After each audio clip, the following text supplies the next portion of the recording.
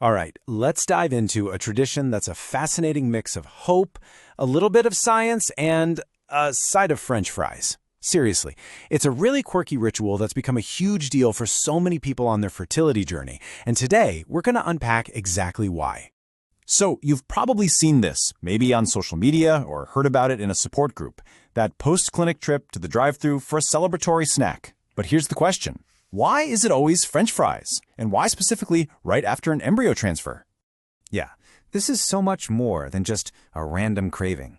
It is a full-blown good luck ritual. It's this shared tradition, and for some people, the loyalty is intense. They are absolutely convinced that only the fries from one particular fast food chain have the real magic. And that really gets to the heart of it, doesn't it? Is there any actual medical science behind this, or is it just a comforting superstition that's caught on? Let's figure it out. Well, the answer is kind of fascinating because it's actually a little bit of both. This tradition has a very real medical beginning, but it's almost like a game of telephone. The story got a little scrambled along the way.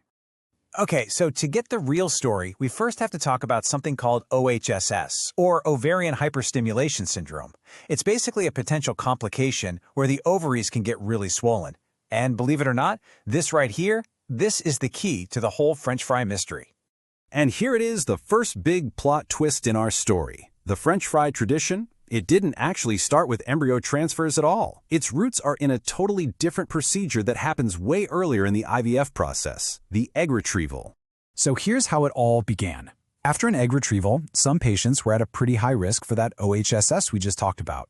To help manage it, doctors told them to eat high salt foods. And what's a super easy, accessible, and kind of comforting salty snack? You guessed it, French fries. It was just simple, practical medical advice. But this is where the story starts to change. So how did we get from a doctor's practical tip for one procedure to this hopeful, community-wide ritual for a completely different one? You can really see the whole journey right here. What started as medical advice after an egg retrieval to help prevent a specific risk, well, it's completely transformed. Now, it's a community ritual that happens after an embryo transfer. Not for any medical reason, but as a good luck charm and a way to feel connected. You know, this practical tip just got passed from person to person through the community, and somewhere along the line, it jumped tracks. It went from the egg retrieval over to the embryo transfer. A simple doctor's suggestion just morphed into this really powerful, beloved ritual. So this brings us all the way back to the science. Now that the tradition is tied to a different procedure, is there any scientific benefit to eating fries after an embryo transfer? And the answer is pretty clear-cut. According to IV Surrogacy, and I'm quoting here, we can't prove that there is any scientific base in this suggestion. For its use today, there's no proof it helps with implantation. So if it's not backed by science, why in the world is it more popular now than ever before?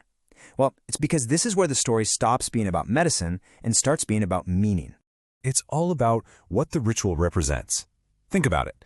In a process that can feel so clinical and isolating, this simple little act connects people. It gives you a moment of comfort and normalcy. It's one small thing you can actually control in a time that feels so out of your control. It's fun, it's hopeful, and hey, a little salty snack in moderation never hurt anyone, right? So at the end of the day, this tradition has really evolved so far beyond where it started.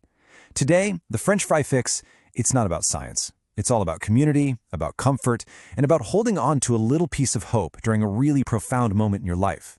You know, this whole story is such a perfect example of how we create rituals to find meaning when things are tough. And it leaves me with a question for you.